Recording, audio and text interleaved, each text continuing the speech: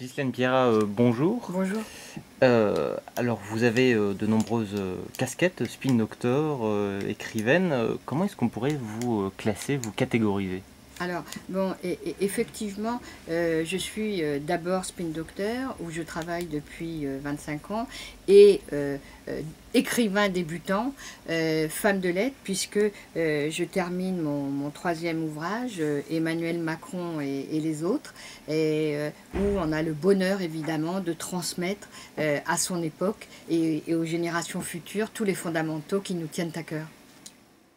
Alors avec Emmanuel Macron et les autres, vous présentez une galerie de portraits, mais alors d'une manière assez particulière. Oui, effectivement, dans cet ouvrage Emmanuel Macron et les autres, il y a 45 portraits de politiques où je suis allée braconner sur les terres de leur enfance pour essayer de trouver le point d'ancrage de leur engagement et essayer de faire découvrir différemment avec un décryptage de communication, point positif, point négatif, mais pas seulement, avec des recommandations et d'essayer de faire mieux connaître certains individus parce que, bon, à force de voir ce hockey choral en politique, plus personne de sensé, d'équilibré et d'intelligent va se lancer et finalement iront en politique souvent que des gens qui n'ont rien à perdre.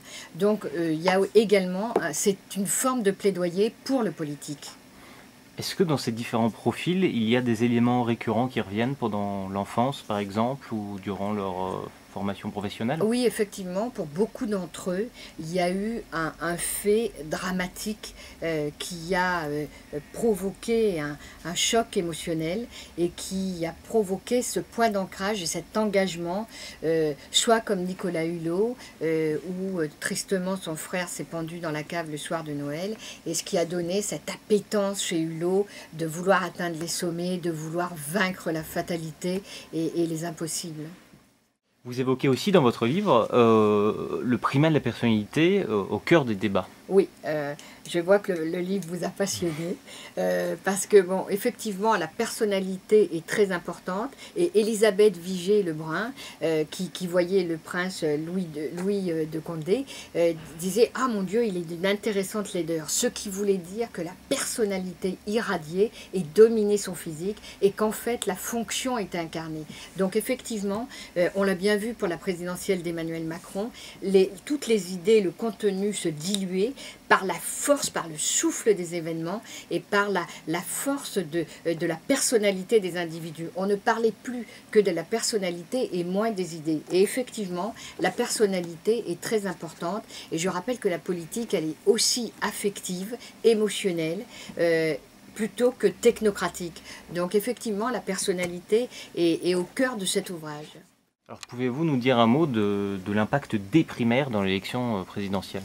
Alors les primaires ont été un baltrap politique à 2 euros. En fait, je regrette et je condamne que les gens se soient défoulés dans l'élection en disant bon, celui-là, allez hop, je le dégage. Effectivement, il y a un mouvement sud-dégagisme du sud-américain qui fait que bon, on dégage entre guillemets des personnalités. C'est tout à fait regrettable parce que ces primaires ouvertes ont totalement faussé le jeu et elles ont impacté énormément dans la campagne électorale de 2017.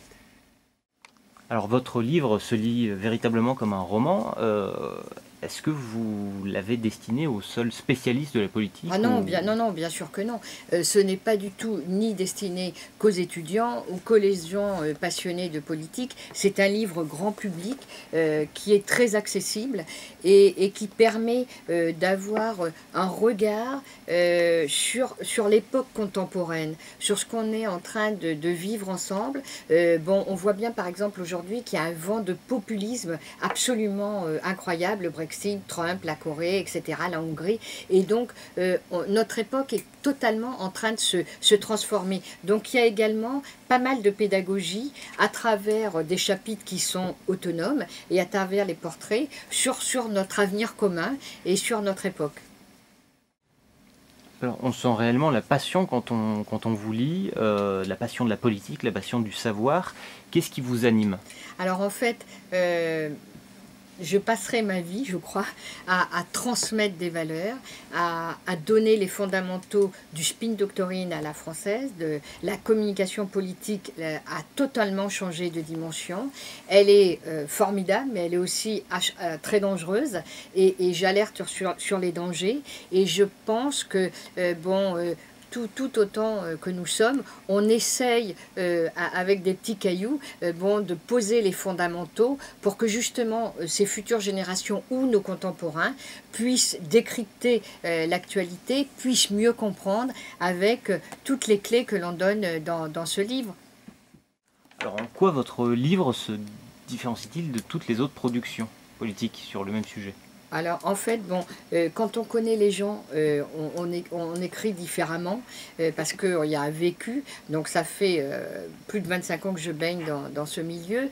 Et c'est comme quand on lit un magazine ou Le Figaro, Le Monde, le Libération. Quand on lit un article de quelqu'un qu'on connaît, on dévore presque les lignes. On ne lit pas du tout de la même façon. Donc effectivement, ce livre est un témoignage du terrain, c'est un vécu. Alors, votre livre n'est pas qu'une suite de portraits politiques, c'est aussi un ouvrage qui permet une vision de la France totalement différente. Alors en fait, le bouquin, c'est comme deux petites colonnes vertébrales au début et à la fin, où effectivement il y a des chapitres, mais on ne va pas dévoiler tous les secrets, où il y a des chapitres qui promènent comme ça un regard pour poser, apporter des avancées qui vise à essayer de former un petit corpus et modestement de contribuer à justement à solidifier une discipline, la communication politique, et essayer de contribuer à alerter pour qu'on puisse enclencher ce que d'autres vont faire, la renaissance économique du pays, notre France.